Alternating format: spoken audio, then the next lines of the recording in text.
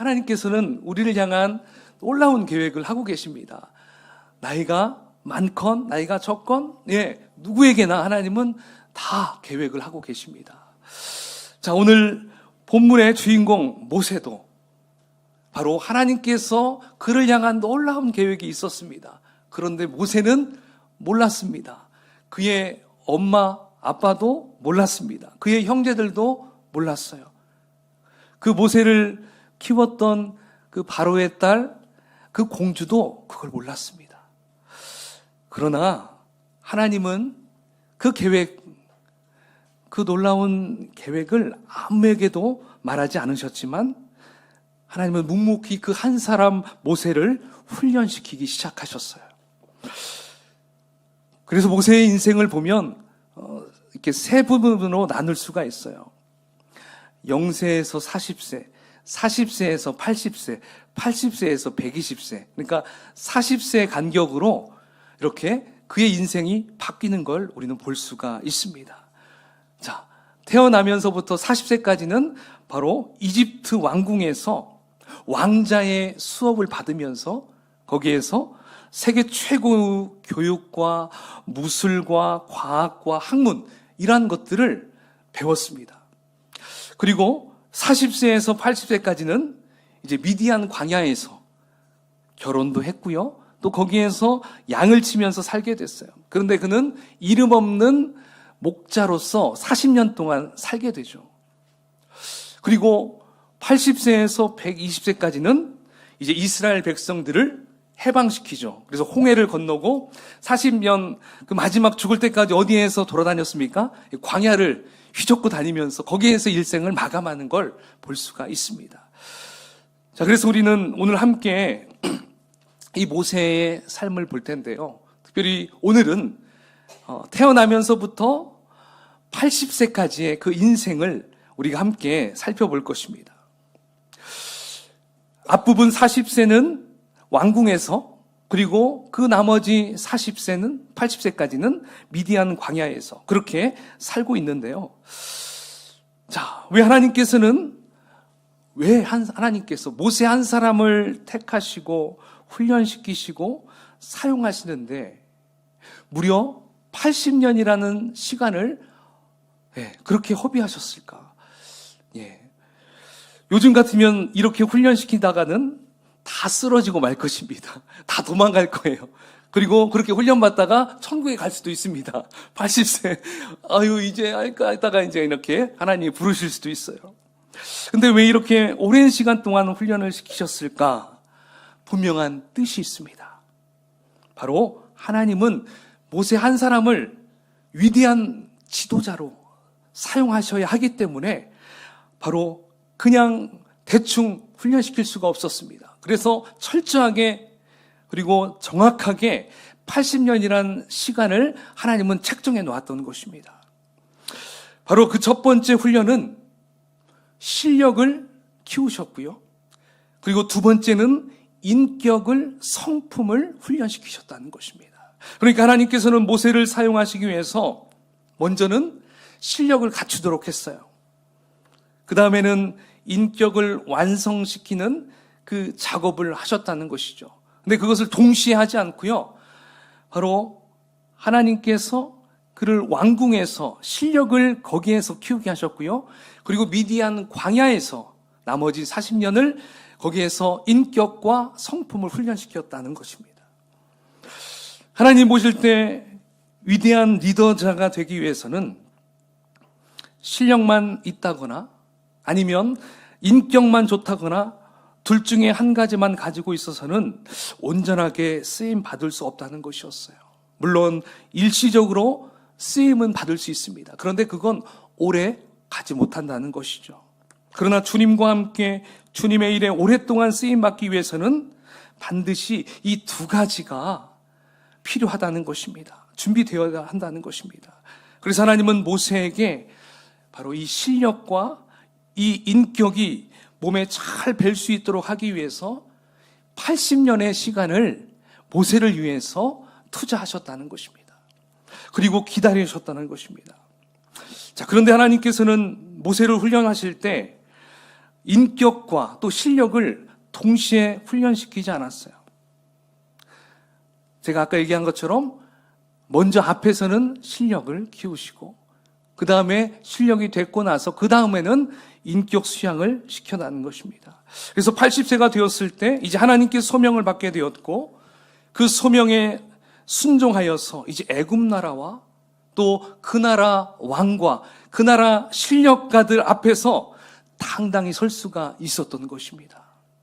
자, 그러면 먼저 모세는 40년 동안 어디에서 어떻게 실력을 키울 수 있었는지 한번 같이 봤으면 좋을 것 같아요. 사실 이 부분에 대해서는 오늘 본문에서, 오늘 출애굽기에 나오는 이 본문에서는 제대로 설명을 해주지 못하고 있습니다. 40년 동안 거기에서 자랐다는 것이 그냥 딱 한 줄 나왔어요. 우리 출애굽기 말씀에서는. 근데 다행스러운 것은 이 모세에 대한 부분이 신약 성경에 가면 또 있어요. 거기에서 사도행전에 보면 지난 시간에 제가 잠깐 언급했었는데 거기에 스데반 집사님이 마지막 설교를 하실 때 거기에 이 모세를 언급합니다. 자, 그 부분이 사도행전 7장 21절 22절인데요. 우리 한번 같이 읽어보겠습니다. 자, 시작. 버려진 후에 모세가 애굽 사람의 모든 지혜를 배워 그의 말과 하는 일들이 능하더라. 아멘. 자, 여기 보면 대충 우리가 이해가 되죠. 모세가 40세가 될 때까지 그 당시 최고의 나라 그 이집트, 그 애굽에서 그가 수업을 받았습니다. 최고의 스승들이 운집해 있는 그 왕궁에서 자, 가장 먼저 뭘 많이 배웠을까요? 예, 그 나라의 말을 또 많이 배웠겠죠. 또 말을 하는 방법, 예, 설득하는 방법, 수사학이라고 하잖아요. 그걸 또 열심히 배웠을 것이고요. 그리고 거기에서 또 왕자라면 무술도 잘해야 됩니다. 그래서 자신의 몸은 딱 호위할 수 있을 정도의 그런 무술 실력도 잘 배웠을 것입니다. 자, 그리고 그 안에서 어떤 과학적인 것든 학문에 대한 것든 무슨 예절이든 예, 그런 것들을 골고루 다 배웠을 거예요.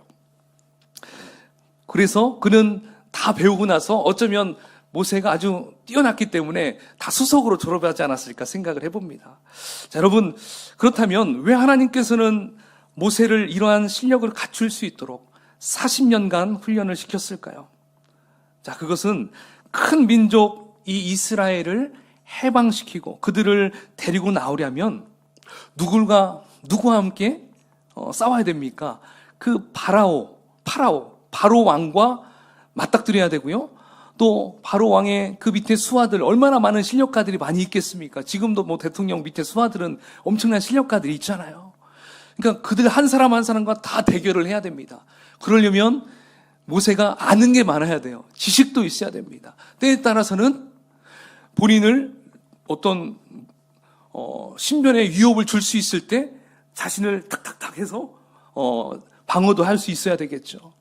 바로 이렇게 이런 일들을 위해서 모세는 그 왕궁에서 철저하게 이 실력을 키웠던 것입니다. 그래서 완벽하게 철저하게 배우고 또 배웠던 거예요. 사실 모세는 자기가 왜 이렇게 배워야 하는지도 모르고 배웠을 거예요. 그렇죠? 자, 이제 모세가 40세까지 이 모든 것을 다 배우게 됐습니다. 오늘 본문에 그 부분이 나오죠. 11절에 보면 모세가 장성한 후에 자, 거기에서부터 보면 자기 형제들에게 나아가서 그들의 고되게 노동하는 것을 보게 되는 것이 나와요. 그러니까 이제 40세가 딱 되고 나서 이제 모세는 실력을 다 갖추었기 때문에 이제 그 궁정을 떠나야 될 때가 됐어요. 근데 본인의 의지로 나 이제 떠나야 돼 하고 떠났을까요?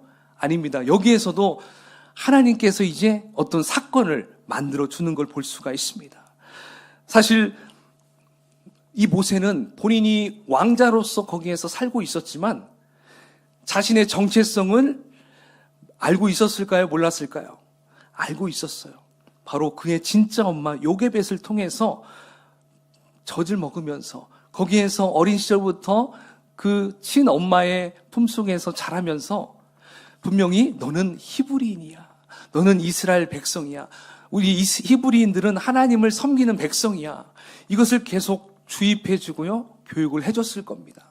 그러니까 이 모세는 본인이 나는 애굽 사람이 아니라 나는 히브리 사람이다. 이것을 스스로 알고 있었던 것이죠. 그래서 이 생각을 하면서 자신의 정체성을 가지고 살면서 이제 40년이 딱 됐어요. 그런데 11절에서 어떠한 사건을 보게 됩니다. 우리 11절을 한번 같이 읽어볼까요? 시작. 모세가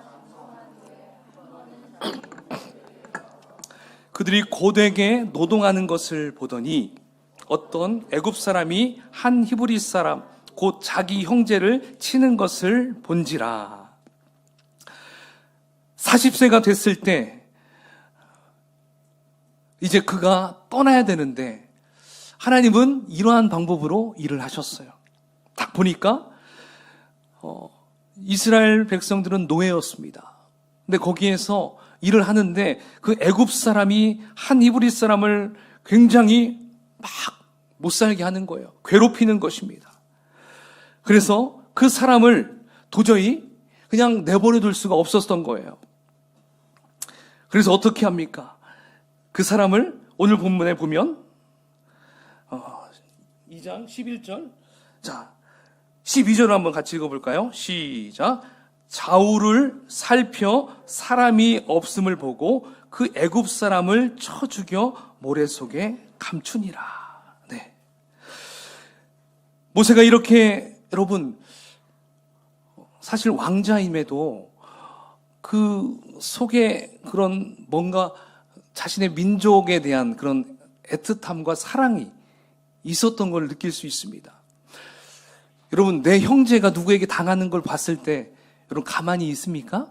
아니죠. 일단은 함께 같은 편이 돼서 싸워줍니다. 네. 그게 무슨 일 때문에 이런 일들이 벌어진지는 나중에 물어볼 수 있잖아요. 지금 당장은 내 동족, 내 형제를 그들의 편에서 함께 싸워주는 것이었어요. 그러니까 모세는 왕자의 신분이었지만 본인의 그 피는 히브리인에 대한 피가 흐르고 있었던 것이죠. 그래서 그를 그 애굽 사람을 한순간에 그냥 때려 눕혔습니다. 자, 여기에서 그의 실력이 보여지는 거예요. 예, 그 정도의 무술이 출중하기 때문에 다닥닥 해가지고 급소를 딱 찔렀던지 해서 그대로 사람 없을 때 싹 아무도 못 봤다고 생각했겠죠. 자, 여러분, 이 모세는 본인이 이렇게 그런 속에서 막 피가 끓는 그런 동족애가 있기 때문에 틀림없이 내가 이제는 이 백성들을 데리고 나올 수 있겠다. 스스로 그런 생각을 했을 수도 있습니다. 그런데 무슨 일이 벌어집니까? 분명히 자기 나라 사람을 도와줬는데 그 다음날 보니까 오히려 모세를 탓합니다. 너도 우리를 죽일 셈이냐? 우리를 판단할 셈이냐? 이렇게 나오게 되는 것이죠. 사실 여러분, 모세는요, 그러한 피 끓는 그런 마음이 분명히 어머니부터 받았던 그런 마음이 있었습니다. 근데 이 부분을 히브리서 11장 24절에서 26절에 보면 그 부분이 참 잘 나와 있는데요. 한번 24절, 25절을 한번 같이 읽어보겠습니다. 시작. 믿음으로 모세는 장성하여 바로의 공주의 아들이라 칭함받기를 거절하고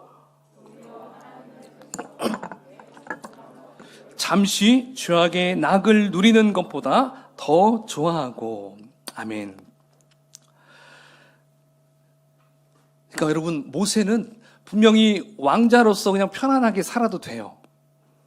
근데 히브리서의 말씀에 보니까 공주의 아들이라 칭함받기를 거절하였습니다. 그러니까 그의 정체성은 흔들리지 않았던 걸 볼 수가 있습니다. 그래서 히브리인을 대할 때마다 자신의 형제처럼 대했어요. 그리고 늘 도와주려고 했던 것을 볼 수가 있습니다. 그런데 문제는 이 살인을 저질렀던 것입니다. 근데 여러분, 모세가 살인을 저질렀다고 해도 왕자인데 도망갈 이유가 있을까요? 없어요. 왕자가 살인 한 사람 죽였다고 그 나라를 떠나야 될 상황은 안 돼요.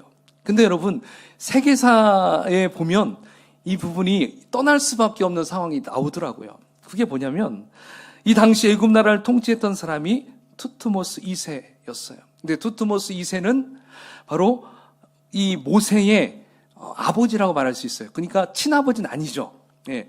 왜냐하면 그 투트모스 2세의 부인이 그 모세를 건졌던 그 공주예요. 하셉소트였어요. 그러니까 이 공주가 사실 나라를 통치하고 있었어요. 그러니까 왕비가. 그러니까 남편은 사위예요. 예, 사위는 그냥 무늬만 왕이었고요. 실제 통치는 그 모세의 그 애굽에서의 어머니, 그 어머니가 통치하고 있었어요. 그러니까 당연히 이 어머니, 모세의 어머니는 누구를 대를 이으려고 싶었겠어요? 모세였어요. 근데 모세는 그때 순수한 애굽 사람과 모세의 모습과는 달랐어요. 모세는 동양인처럼 이렇게 황인족이었어요. 근데 애굽인들은 어떻게 좀 까마잡잡해요. 흑인들처럼. 그래가지고 이 옆에 당시 권력가들, 왕족 그 밑에 약간 반대 세력들이 있을 거 아니에요. 현재 그 왕비 반대하는 사람들이 틀림없이 이대로 두면 저 모세가 왕이 될 거다. 그러면 옛날 요셉이 총리했을 때 그런 시절이 또 될 수가 있을 거야.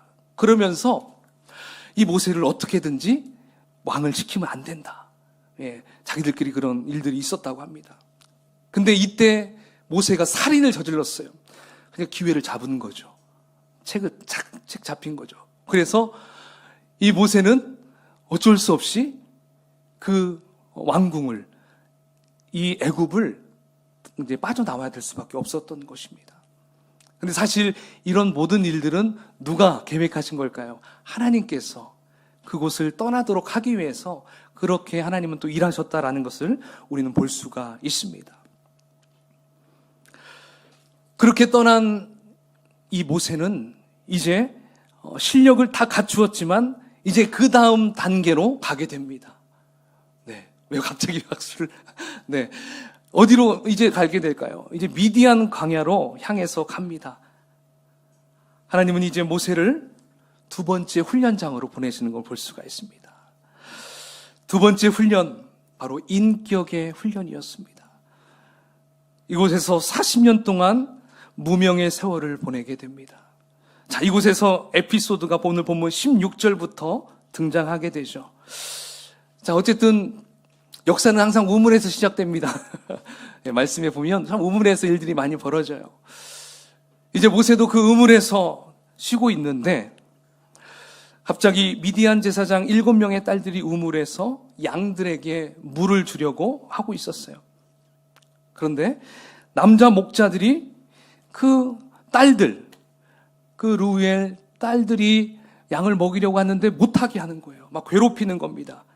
자, 이때 모세가 또 어떻게 했을까요? 또 최고의 무술가잖아요.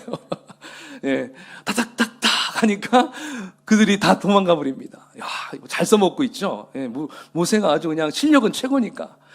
그렇게 해서 그들을 다 제압해 버리고요. 그들을 다 도망시켜 버립니다. 자, 그래서 그 일로 인해서 이제 모세는 그 딸들의 집에 초대가 됩니다. 가보니까 루엘 제사장이 있었어요. 루엘은 또 다른 말로 이드로였습니다. 아시죠? 자, 그에게 초대가 돼서 거기에서 잔치를 베풀죠. 그리고 그 중에 딸 십보라와 함께 결혼까지 합니다. 그래서 그곳에서 미디안에서 아들을 낳고 또 이드로의 양무리를 치면서 광야 40년이라는 세월을 이름 없이 아주 조용히 보내게 됩니다. 어쩌면 모세는 이렇게 지내다가 그냥 끝날 거라 생각했을 거예요. 자신의 인생은 여기까지라고 생각했었겠죠.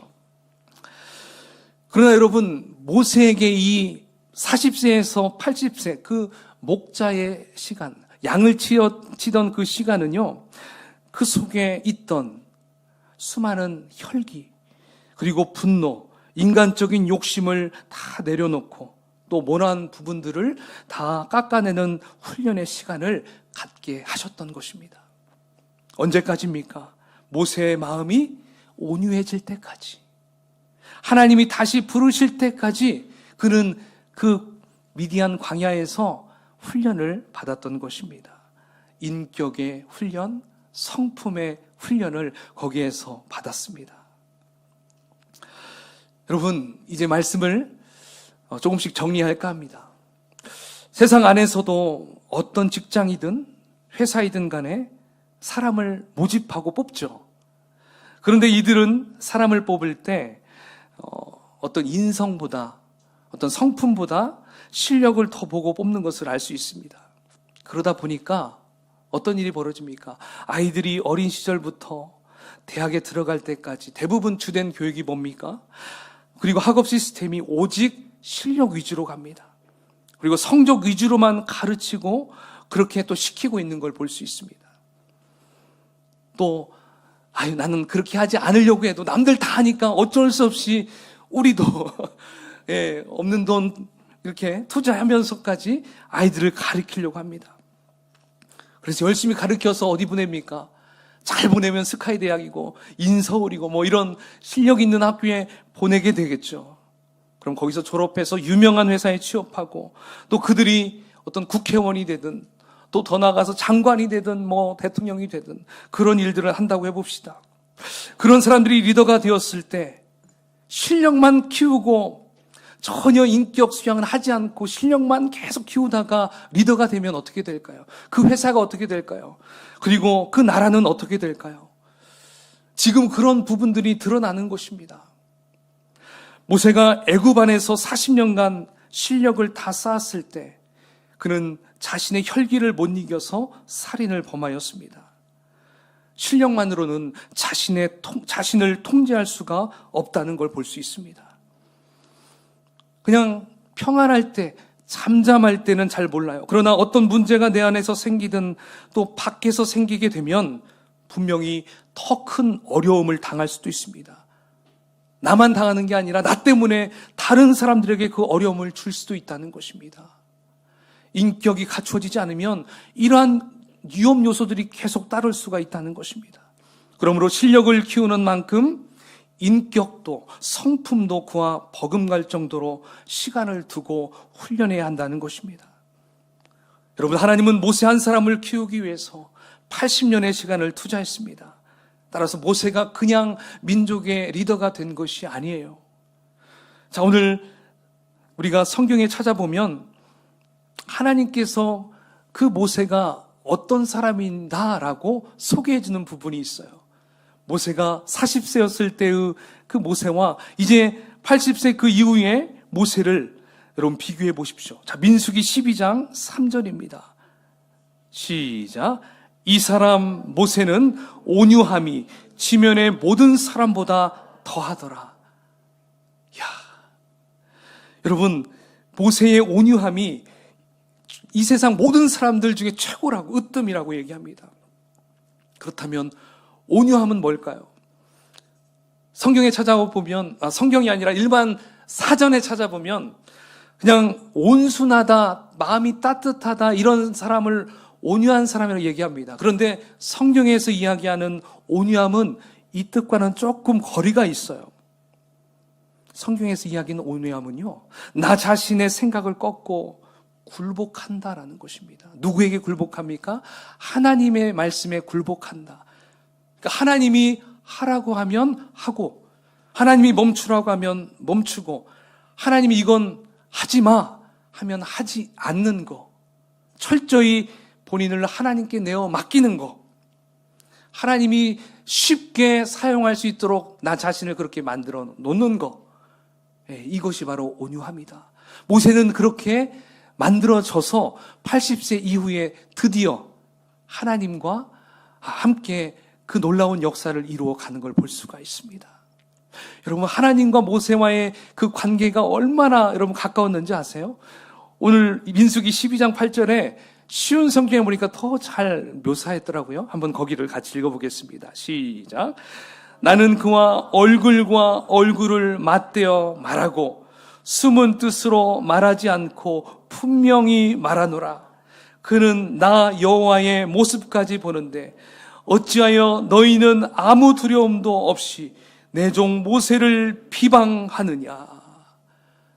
여러분, 모세를 탓하는 사람들에게 모세를 변호해주고 있어요. 야, 모세가 어떤 사람인 줄 아니? 어떤 아이라고 하면 그러네요. 어떤 사람인 줄 아느냐? 그는 나와 얼굴과 얼굴을 대하며 이야기한다. 그리고 내 속마음도 다 얘기할 수 있는 사람이 바로 모세야. 너희들이 모세를 알아? 지금 이렇게 얘기하고 있습니다. 모세가 이렇게 하나님과 친밀한 교제를 나눌 수 있었던 비결이 무엇입니까? 온유함이었습니다. 그 온유함을 다른 말로 한다면 순종이라고 얘기할 수도 있습니다. 그러한 인격을 소유하게 되면 하나님의 얼굴을 보게 되고요. 얼굴을 맞대고 자기 속 이야기를 다 할 수 있을 만큼 아주 친밀한 사이가 될 수 있다는 것입니다. 그러므로 우리가 실력을 쌓는 것도 중요하지만 그만큼 인격을 만들어가는 일에 최선을 다하시는 여러분 되기를 축원합니다. 근데 솔직히 결혼 생활, 부부 생활 하면서 지금 결혼하신 분들은 남편을 바꿀 수도 없기 때문에 나중에 우리 여러분들의 딸들이 있다고 봅시다. 예. 딸들의 남편감을 고를 때 물론 신앙은 둘 다 괜찮다 생각했을 때 실력과 능력이 좋은 남편이 좋을까요? 아니면 인격과 성품이 훌륭한 남편이 좋을까요? 누구를 선택하시겠습니까? 딸을 가지신 예, 2번. 예. 2번으로 얘기하십니다. 예. 고민이 될 수 있습니다. 이왕 둘 다 좋으면 좋겠죠. 근데 그건 욕심일 수 있어요. 예.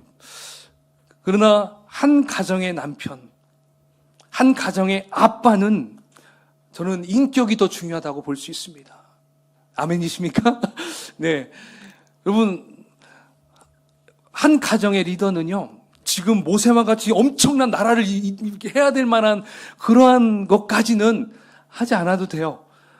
솔직히 그 정도의 실력, 그렇게까지는 요하지 않습니다. 그 아이들과 그리고 아내를 사랑할 수 있는 그런 인격의 소유자의 남편이 더 중요하지 않나. 저는 개인적으로, 여러분도 그렇게 동의할지 모르겠어요. 또 지금 아들을 갖고 계신 우리 집사님들도 실력도 중요하지만 지금부터 성품 훈련을 잘 시켜야겠다. 그래야 또 우리 아이가 또 한 가정에 좋은 가장이 될 수 있겠구나. 이것을 좀 알면 좋을 것 같아요. 따라서 지금 함께 앉아있는 우리 10대, 우리 또 0세에서 10대 사이 있는 우리 다음 세대 우리 친구들은 학교에서는 실력을 키워야 돼요. 그렇죠? 학교에서는 실력을 열심히 키워야 됩니다. 근데 실력만 키운다고 집에 가서도 실력 키워야 되고 막 교회 가서도 공부해야 돼요. 막 이렇게만 한다면 그 사람은 이 인격에 대한 수양을 할 수 있는 자리가 없어요. 그러니까 지금은요, 하나님께서 이렇게 나눠서 훈련을 시키는 게 아니라 함께 해요. 대신에 장소에 따라서 시킨다는 것 같아요. 그러므로 학교에서는 실력을 배양하고요.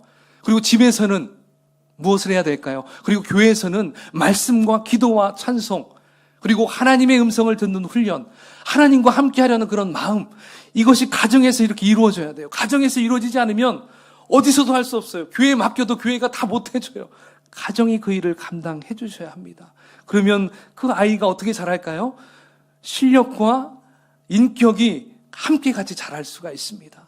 그러면 이 시대가 요구하는 정말 가장 멋있는 그러한 리더가 나올 수 있다는 것입니다. 목회자도 마찬가지예요. 목회자가 공부만 해가지고 실력만 쌓는다고 훌륭한 목회자가 아니잖아요. 삶이 뒤따라야 됩니다. 저도 그 일을 위해서 기도하면서 하려고 무단히 노력하려고 합니다. 근데 여러분 그게 쉽지 않죠. 쉽지 않아요.